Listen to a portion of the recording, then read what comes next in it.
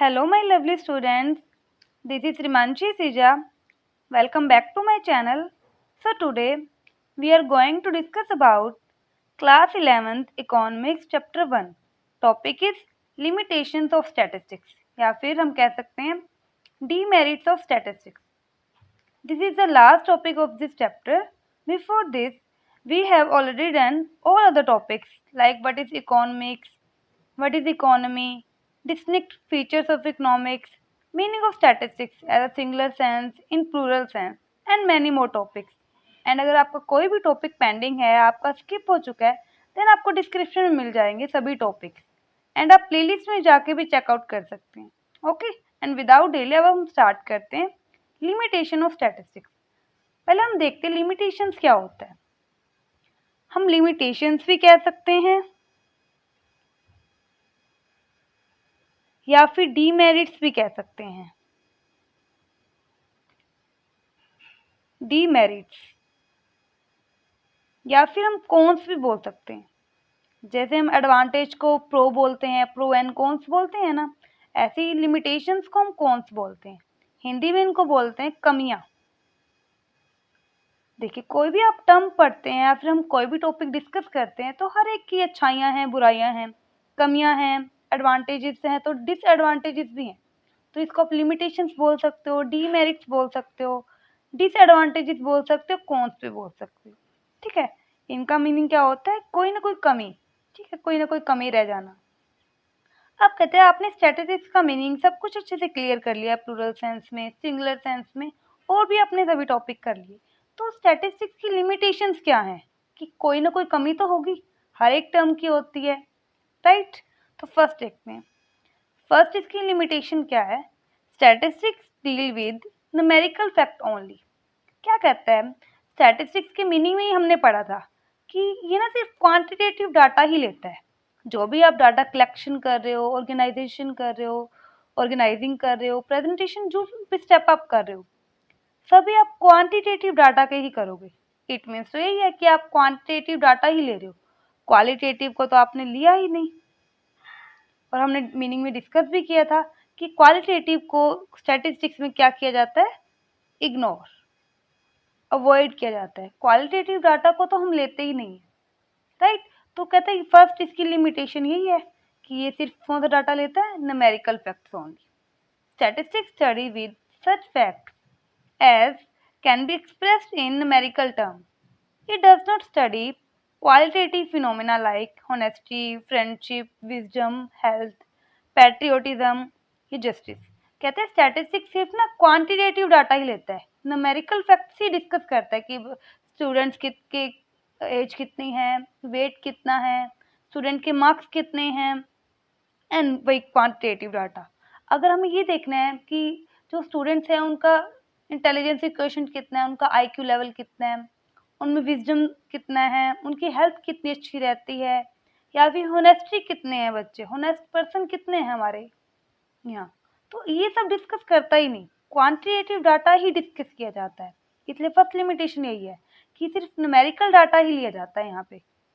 Okay, second पे आते हैं. Statistics does not deal with individual. वही जो हमने फीचर्स में पढ़ा था ना, वही कहते कमी है. हमने ये भी पढ़ा था कि स्टैटिस्टिक्स ना इंडिविजुअल टर्म को नहीं लेता, वो एग्रीगेट को लेता है. एग्रीगेट को किसको लेता है? वो एग्रीगेट को. इट मीन्स अगर आपने किसी इंडिविजुअल पर्सन का इंडिविजुअल कोई डाटा लिया ना, उसका स्टैटिस्टिक्स में कोई मीनिंग है ही नहीं. मीनिंग क्यों नहीं है? क्योंकि आप ना ही उससे कंपैरिजन कर पाओगे, ना ही उससे कोई कंक्लूजन निकाल पाओगे. तो इंडिविजुअल डाटा है आपके पास, किसी एक पर्सन का कुछ एक चीज, पर्टिकुलर चीज का डाटा है, तो क्या मीनिंग निकालोगे आप उससे? आपने क्लास 11th के सभी स्टूडेंट्स का डाटा लिया कि उनके इकोनॉमिक्स में कितने मार्क्स आए, देन यू कैन कंपैरिजन कर सकते हो, है ना, कि हाँ बच्चे कितने अच्छे हैं स्टडी में, या एक दूसरे से कंपैरिजन कर सकते हो, या सेशन वाइज कर सकते हो कि पिछले सेशन के स्टूडेंट्स के इतने मार्क्स आते थे, अब के इतने आते हैं. लेकिन अगर आपने किसी एक पर्टिकुलर एक स्टूडेंट का डाटा लिया तो क्या मीनिंग निकालोगे? नहीं निकाल सकते. इसीलिए स्टैटिस्टिक्स लेता ही नहीं था इंडिविजुअल टर्म को. बट लिमिटेशन बन गई इसीलिए उसकी ये कि कहता है ये सिर्फ एग्रीगेट डाटा लेता है, इंडिविजुअल को तो लेता ही नहीं. Statistics study only with the aggregate of quantitative facts. It does not study any particular unit. It has no relevance in statistics. इसीलिए बोलते हैं, कहते हैं स्टैटिस्टिक्स की सेकेंड लिमिटेशन या डीमेरिट क्या है कि ये इंडिविजुअल आइटम को लेता ही नहीं, उसको इग्नोर करता है।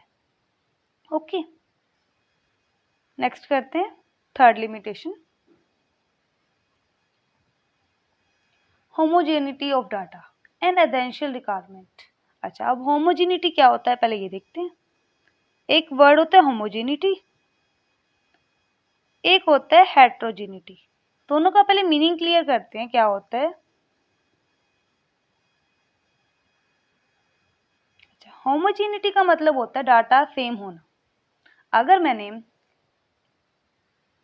ए की एज ली तो मुझे बी की भी एज ही लेनी है, वो होता है होमोजेनिटी। हेट्रोजेनिटी क्या हो गया, मैंने ए की तो एज ली और बी का वेट ले लिया, तो एज और वेट को कंपैरिजन कर सकते हो आप? नहीं। मैंने एक स्टूडेंट के तो इकोनॉमिक्स के मार्क्स लिए, दूसरे स्टूडेंट्स के मैथ में लिए, तो वो आप कंपेयर कर सकते हो? नोट।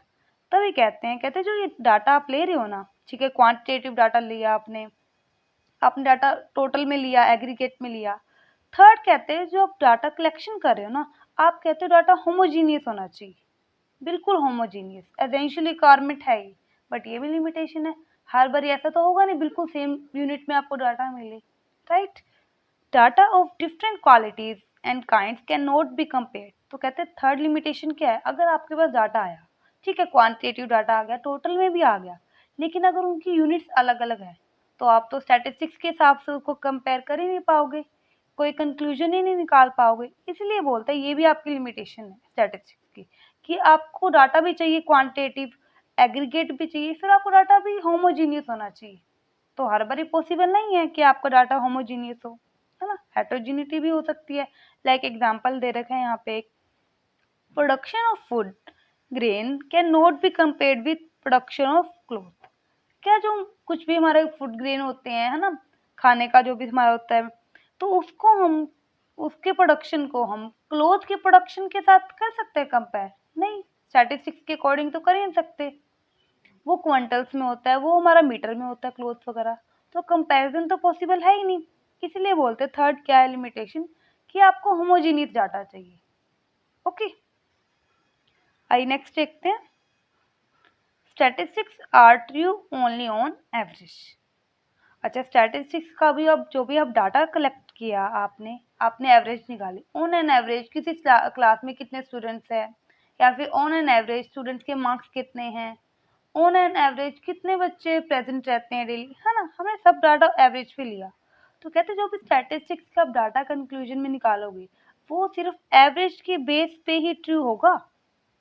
और अगर आपने टोटल इंडिविजुअल डाटा लिया, जरूरी नहीं है वो सही होगा, एवरेज के साथ मैच करेगा, ये पॉसिबल नहीं है, राइट। अब देखते हैं, most statistical findings are true only on average, they express only the tendency. Unlike the law of physical science or chemistry, statistical observation are not absolutely true. अब देखो जैसे साइंस होती है, साइंस फिजिकल साइंस के कुछ भी, chemistry के कुछ भी हमारे टर्म्स हैं, तो उसमें उनकी तरह नहीं है ये एब्सोल्यूट ट्रू। वो तो देखो ट्रू होते हैं, चाहे वो जैसे मर्जी करें, उनका आइटम टोटल में लें, चाहे वो एवरेज करके ले, जैसा भी उनका होता है कंसेप्ट, वो हमेशा साइंस ट्रू होती है। लेकिन जो हमारी इकोनॉमिक्स में स्टैटिस्टिक्स टर्म है वो एब्सोल्यूट ट्रू नहीं है, क्योंकि जो आप डाटा एवरेज बेस पे तो सही होगा, लेकिन जब आप खुद टोटल बना के चलोगे तब जरूरी नहीं है वो डाटा आपका ट्रू होगा सभी कंडीशंस में। हाँ, कुछ कंडीशंस में सेम होगा, सही होगा, ठीक है, लेकिन सभी कंडीशंस में सेम नहीं होगा। ओके,